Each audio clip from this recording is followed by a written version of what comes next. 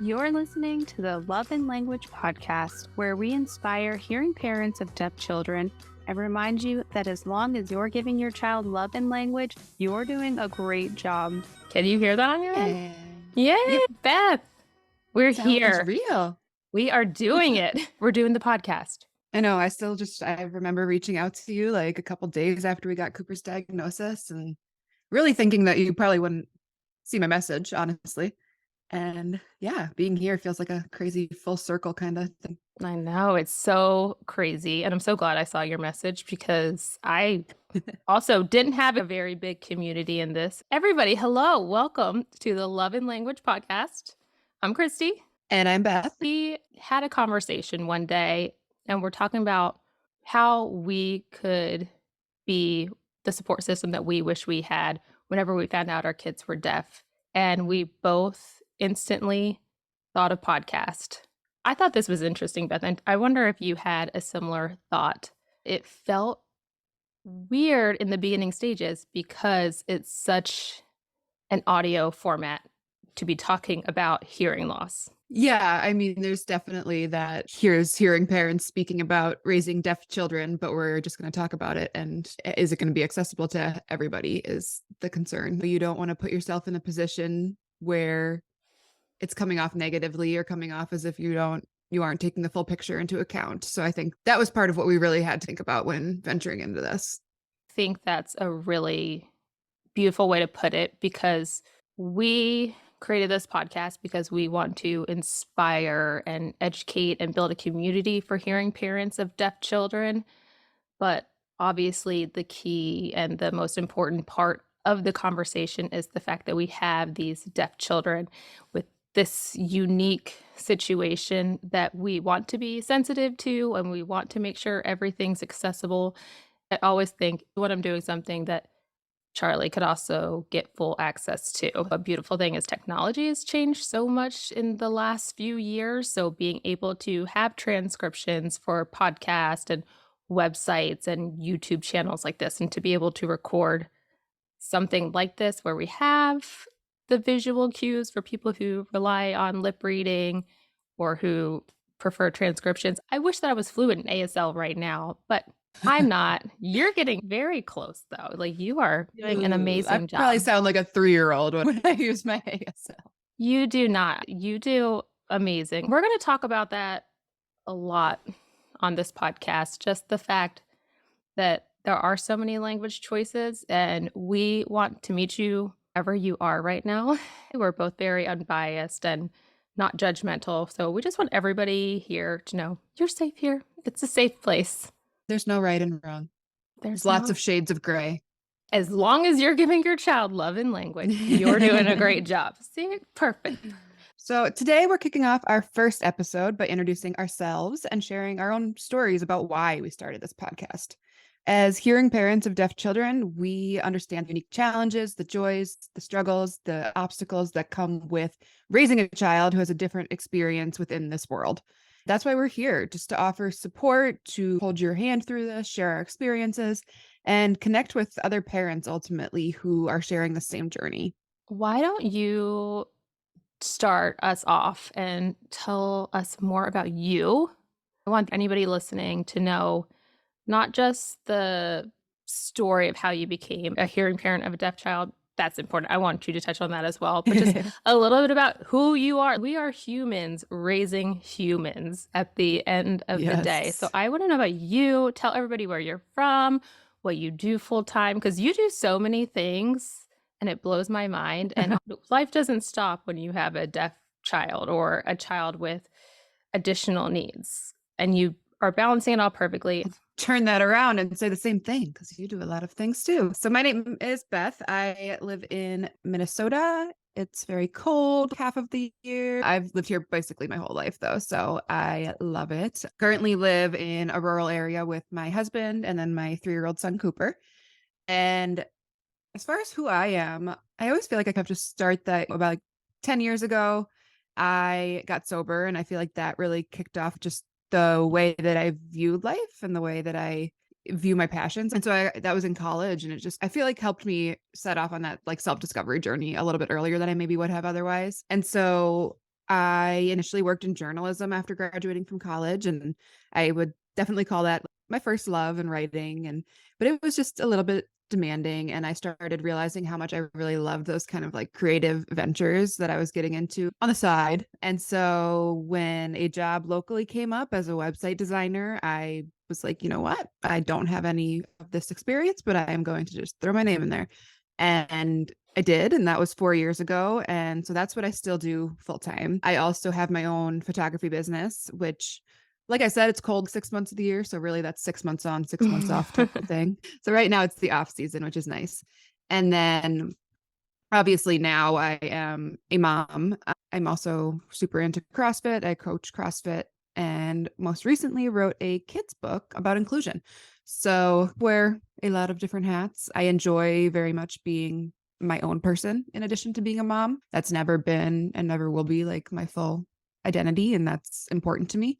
And I'm lucky enough to have that support system that allows that to be the case. So that's a little bit of Christy. Wait, first of all, I feel like you very much were modest. Oh, by the way, I just wrote a kid's book, No Girlfriend. You're an author. I want you to tell them more about the children's book that you wrote because it is so important and it's so special for families like ours. But I'm pretty sure you have another book as well that everybody would be interested in reading.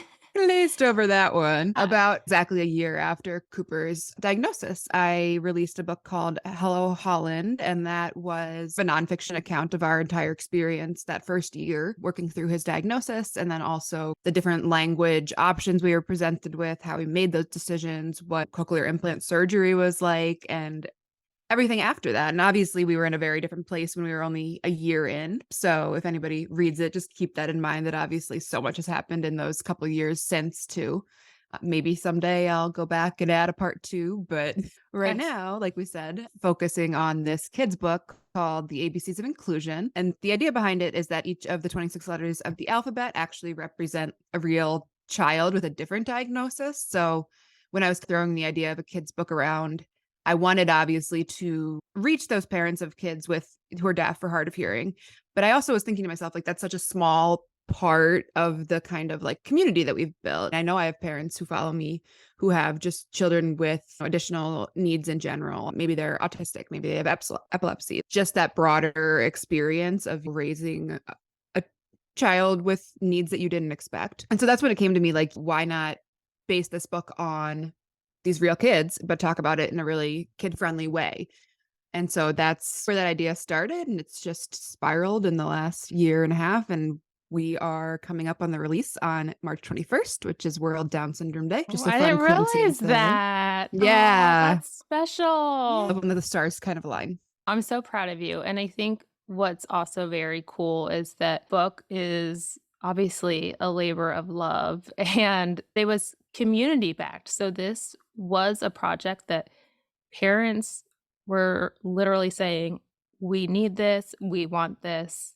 And you took action. Even when you talk about Hello Holland, I think even just touching on the fact that that was a year in and I know so much more now or things look different this way. But the people who I feel like are tuning into this podcast today, who are meeting us a few steps behind where we were at that year, will so appreciate that because it's really easy, especially when there are more resources online and more professional resources online. It's easy to feel like because you don't know it all or you don't have it all figured out to just sit back and just take it in.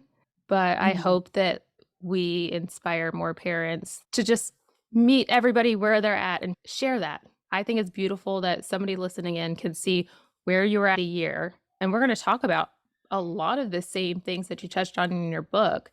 And you'll be able to reflect on where you're at now. And then we'll get to hear from people who are years ahead of us. I just can't wait to revisit all of this stuff. You do so much out of just your heart and wanting to create a world that is great for Coop, that's great for kiddos like Charlie, and it's awesome.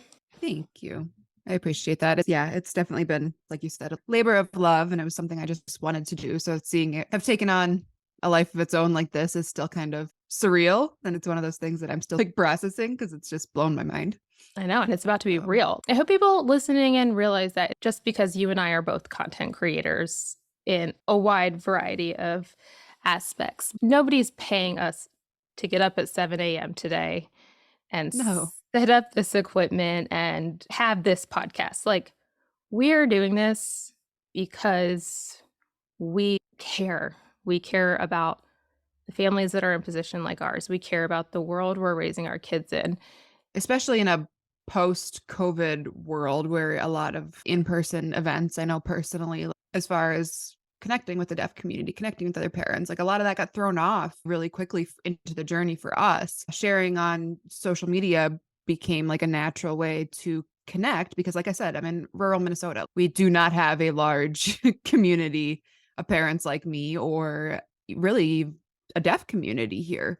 And so that's where I felt like I needed that human connection element in order to process what we were going through and move through it. And that's why ultimately I started sharing, and it still is like when I think about it today, like why am I posting this? Why am I sharing this hard moment? It's because if I had seen this at the beginning, it would have been helpful. And that goes back to your videos very early on, obviously. It just made me feel less alone. And I think ultimately that's what we're all looking for in the midst of hard things. Okay, so let's So rewind. Tell us your journey with finding out that Coop was deaf. If you've ever met a deaf person before, what's the scoop? What's the scoop on Coop? that takes me back. That was my original blog name. So Cooper, and you'll hear me say this whenever I talk about this, but Cooper has just been like a surprise from the beginning and has just kept the surprises coming. So my husband Brandon and I got engaged in January of 2019, and 36 hours later, I found out I was pregnant. Like we were not Ooh. trying. It was it was a lot. So we were engaged, like a whole 36 hours before our lives were just totally changed. And so, like when Coop was born in September, I had basically spent the pregnancy wrapping my head around the idea of becoming a mom in general. I wasn't ready and it was scary. And so by the time that he was born, it was okay, I got this. And then, as much as any new parent has got this, but when we were in the hospital, he referred on his mandatory newborn screening, which, if you're here, you probably know what that means. But basically, when they're in the hospital as newborns, they do a hearing screening that basically just says pass, fail to an extent. And fail is not the language I like, but I'm just trying to explain it. And it's very black and white. Yes. It doesn't give you any indication of where that middle degree is. And so not only that, but Christy, you can probably speak to this. It's not that uncommon for babies to fail or refer. My sister just Not had a at all. baby 2 days ago and he referred on one of his ears. And I fully don't think that he has any degree of hearing loss, but it still is like brings back some emotions and stuff to see them I'm kind sure of be she like, don't thinks worry about it. Oh, yeah. She probably thinks about it much differently now than she would have without this history. My husband's side of the family does have a few deaf family members, but they have no indicator of Wardenberg syndrome, which is actually Cooper's clinical diagnosis. So we came after we had gotten home from the hospital and we're planning to bring him back for another screening, stumbled across Wardenberg syndrome and was reading about it because Cooper was born with a white swash of hair and the rest of his hair is really dark. And as I was reading that Google hole that I went down, it was like a checklist of what I was seeing in my baby. And he had these wider set eyes, he had the flatter nasal bridge, he had the forelock. And so when I got to the part about being deaf or hard of hearing being a really big component of Wardenberg syndrome, it was, like maybe that wasn't just fluid in the ears. Like we better actually get on top of this. And so I think in a way it's scary to go down the Google hole, but at the same time, it really prepared me, I think, a little bit. Like I just knew at that point, like there were too many things that lined up and he just fell into that perfectly. And so ultimately that did end up being his clinical diagnosis. Genetically is a whole nother story. We went through a couple rounds of genetic testing and didn't really get a lot of answers, which I'm at peace with. But we got his official diagnosis, profound hearing loss in both ears when he was 6 weeks old. And from there, it was an emotional couple days. And I say couple days because those were like the heightened emotions where I felt like it was out of control and like I didn't know what the next steps were. And I just wanted somebody to like tell me this is what we're going to do. And I think after those initial few days passed, there were a couple more appointments and I felt like we had options, which for somebody like me, like just very type A and like needs to take action in order to feel like I'm doing something. I needed those options laid out in front of me to be able to research, to be able to make a plan going forward. And so that's what we did, and ultimately ended up choosing a total communication approach. So we started using ASL pretty much immediately, which comes with its whole own set of challenges when you don't know the language and are learning as a parent in order to teach your child. Minnesota is known for its early childhood and early intervention program being stellar. And so we had great resources from the beginning, which helped. But I also, like I said, I'm just a self starter, self researcher. So I was also diving into everything that is offered to us online, which is obviously very different than even like we were talking about Valley a little bit earlier. Her experience, her kids are teenagers now. So I'm sure that was totally different in the beginning for her. Oh, 100%. Cooper ended up getting his cochlear implant surgery in June of 2020. It's considered an elective surgery, so we're lucky that it happened during COVID. And he was activated in July. And so it's been a little over 2 years now, and we've continued using ASL as well. It sounds a lot cleaner when you say it all like that, but there's been a lot of up and down and not linear paths thrown in there. It's so Totally funny that you normal. say that. It sounds cleaner because, yeah, like a Google form going step by step. This is what happened. And it feels like bullet point list when we're telling these stories. But holy cow, all the things, especially 2020, like raising kid in general, hard. Raising a kid in Even out of 2020, 2020. freaking hard. Does he prefer ASL or speech? He does not prefer ASL. He talks nonstop and does not sit still enough to even take in ASL 90% of the time. So that's a whole thing I just talk about because it's hard and it's challenging and it's frustrating to feel like as a parent, you've spent all this time learning a language that your child ultimately doesn't want to use that much. But at the same time, like he does pull it out when it's the way that he knows he'll get a point across, or it's nighttime and he doesn't have his implants on and the lights are off, or so it's like I know it's still sinking in, but it's hard sometimes. Same exact boat on our end with that as well. I'll tell a little bit about our story. I have 3 kids. Charlie is my middle child. I also have a 7-year-old. Charlie's 5. And then we have a 2-year-old little boy. So my oldest daughter and my youngest are hearing, and Charlie is the only deaf family member that we have. And a little bit of background, I'm a registered nurse, and I did mother a baby initially in 2006, 2007, and then went straight into the NICU and took 7 years off whenever I had my kids. So when we're talking about this idea of hearing screens, every baby I've ever touched in my career has had a hearing screen, obviously. And now it's so completely different. I go back, and I was the healthcare provider reassuring a parent when the hearing screen was deferred. Not to worry, most of the time it's probably just fluid, which, yes, a lot of the time it is, but at no point did I even educate myself on when is it not fluid? What do they do then? They just referred. What's next for them? What does that look like? And the emotions that go along with it. It's probably very scary for most people when their kid defers on a hearing screen and they don't know anything about that. So when I had Charlie, she also did not pass her hearing screen. And literally, I was not scared because I was convinced it was just fluid. You couldn't tell me otherwise. Literally just, whoa, yeah, she's totally responding to sound. I look back and I'm like, what? Why was I so confident? She was not responding to sound. They're so tuned into other senses too. Like she's probably responding to shadows and light. And it's easy to tell yourself, oh, she heard that. They still have other senses that still work just fine. But I literally didn't think twice about it because of my experience of being mostly told that it's probably just fluid. She failed 3 or 4 hearing screens. In the hospital still, or you took her back? So she failed twice in the hospital. Then they had us go in 2 weeks later to do a hearing screen with an audiologist instead of a hearing screener. Okay. She still failed. I still wasn't worried. I did not look up a thing about hearing loss, which is just wild to me. Just wild to me because, spoiler alert, she's deaf. I think she was 1 month old. I went in for the formal ABR testing. You can just see the face of your audiologist go from the probably just fluid to oh shit, I'm about to have the it's not just fluid Yeah. talk. Or like the whispers if there's more than 2 of them in there, and it was just like 'cause we had a student in there too, I think. Oh, mine left the room to get somebody. I know probably some audiologists and professionals listen in on this.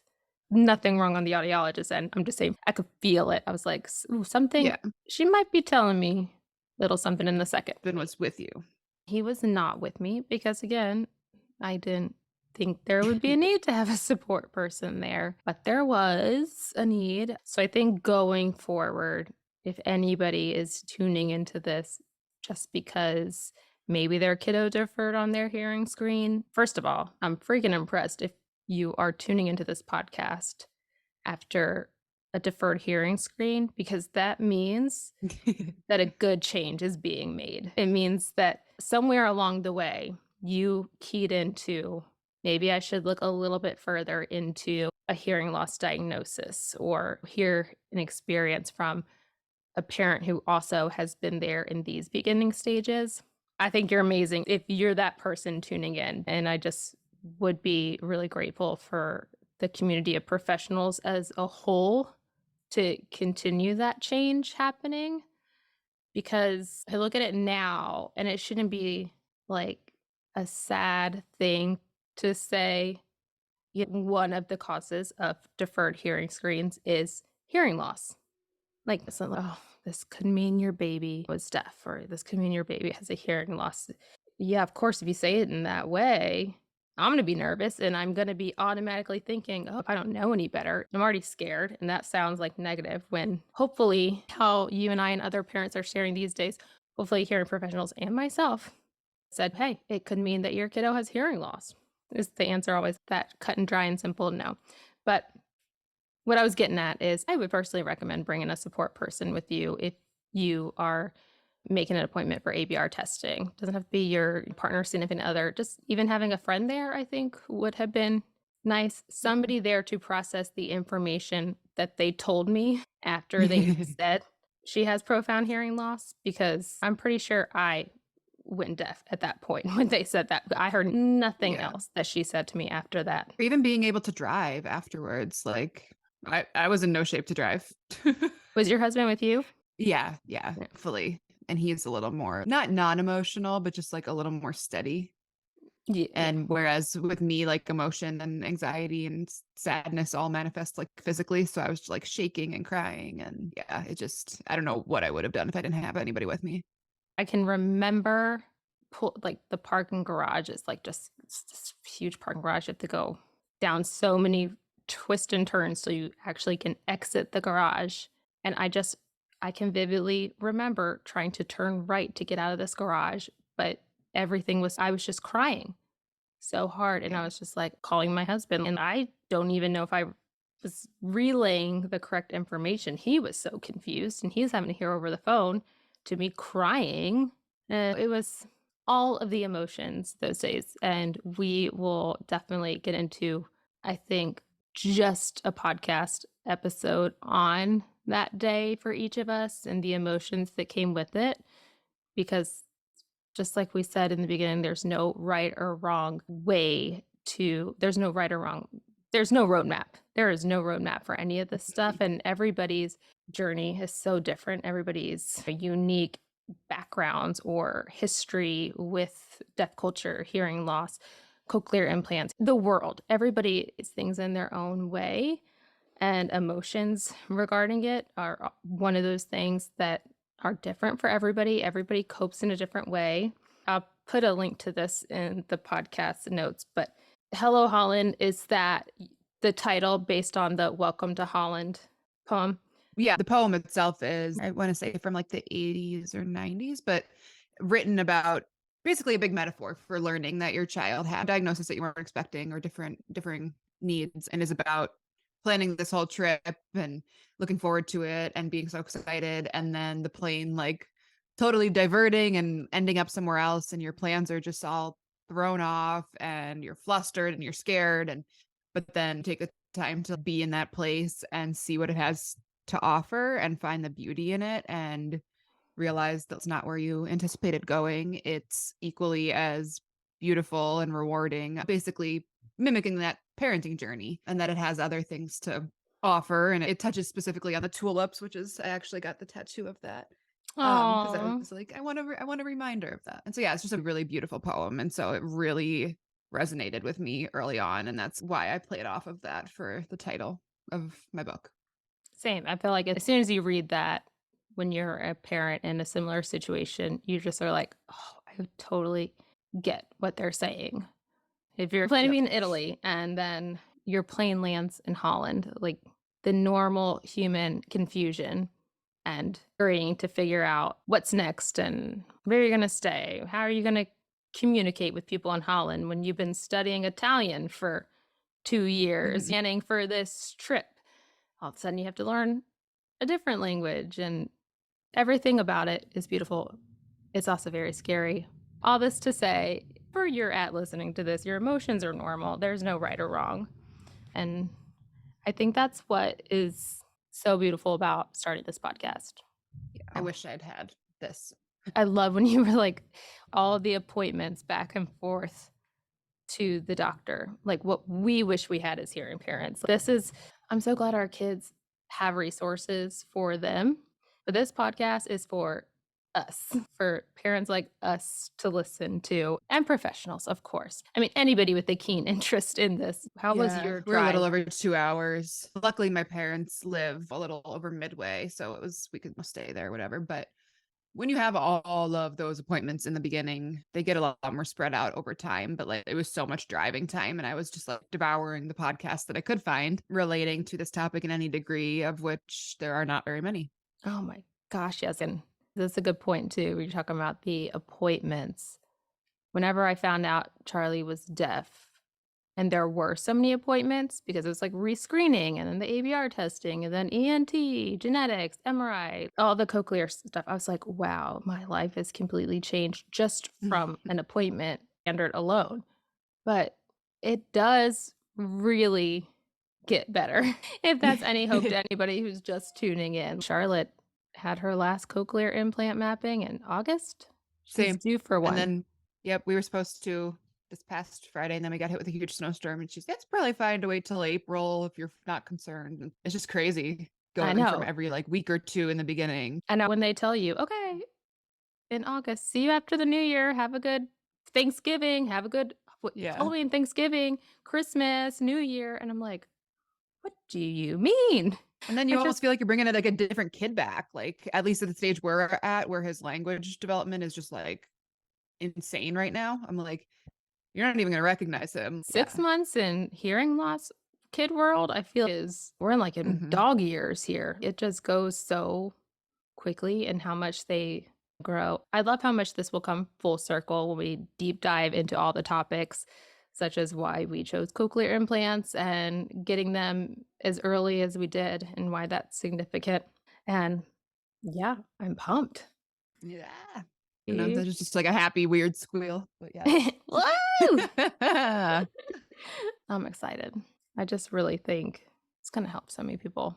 And I know people are excited. I know when we announced it, it was like the reception of everybody was just awesome. So it I makes know, me and more. that's our stories are significant. Here we are, but it's the combination of everybody's story. It's the community. Selfishly, I'm so excited to hear from people who are miles ahead of us in this journey, or to hear from, I know we have some amazing guests who are adults with cochlear implants, and just to like pick their brain and get tips. Any bit of being able to visualize the future for Charlie, I think it's helpful for Mhm. me as a parent, even though obviously nothing's linear and her story will look different. It still brings a lot of hope. And I hope that's what our podcast does, is bring not only the education and the community, but also just that hope for a parent who might be in the beginning stages. It's very easy to feel overwhelmed and not have that. So any bit of hope that we can bring you, or any insight, we're both open books. I think we're happy to answer any questions. We will put our emails in the show notes. And what will be cool as well for the podcast platform that we use is that people can call in and leave us voicemail questions. So hopefully, if you're down with that, Beth, to do a question and answer episode a month, just to, again, we want this to be community driven, not just Beth and Christy driven. So I think having that aspect of things will really hopefully bring more insight and perspectives into this wild Yeah, and we'll ride. drop the website in the notes too, because that has a form if you're not comfortable calling. Some people don't like phones. Also, flipping round of applause for Beth and this website. It looks so good. You're amazing at just what you do. And I think it's crazy. Me and my whole why, oh, why can't I mindset for you to not even have experience in website design. And you were like, let me just go ahead and throw my name in the hat for this. And it just worked out. I love that. So many people would be like, I don't know website design. So let me stay in my lane. And you were like, swerve. We're going in this lane. Everything comes full circle. Just like you probably didn't think when you started website graphic design that it would be blending over to a book launch and a podcast for hearing parents of deaf children. What to expect. Our primary focus is to provide practical advice, resources, and support for parents of deaf children using cochlear implants or other hearing devices. From evaluations to language development to technology to community building. We'll be covering a wide range of topics that will be of great benefit to you in this journey. Thank you guys so much for tuning in to our first episode of the Love in Language podcast. We can't wait to dive deeper into all of these topics and get to know you guys a little bit more, to share more about us and our journeys. And we've just been working on some really great resources. And I just hope that we encourage somebody and that the right person who needs to hear this today is here and listening. And I hope it's hopeful and encouraging. We're just happy you're here. And as always, we want to remind you that as long as you are giving your child love and language, you're doing a great job. Don't forget to follow us on social media and join our community by subscribing to the show, visiting our website, signing up for our newsletter so you get alerts when there's new episodes. And yeah, like Christy said, we're just excited to connect with you guys even more than we have on social media and really continue to grow this community together. Yay! We did it. It did